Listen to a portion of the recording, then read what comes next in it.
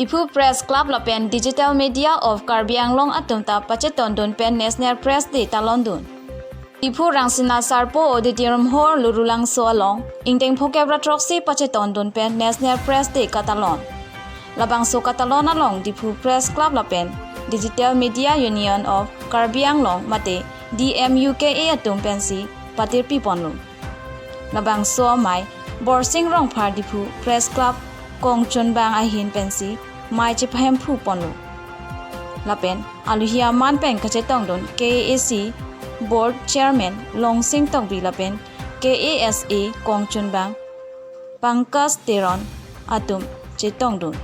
Ang parta National Press Day katalon pon along kadokawe media claim rapet lapen ketheke ding atum chetong. Lapen mesen peng katalon pachun ponlo lapen media atum ki claim nangjia or ador lapen ahoga berta kewan pijia phansi chithan chimu. Lapen hada kachetong answer kedoan aphanta karcho pon paduponlo.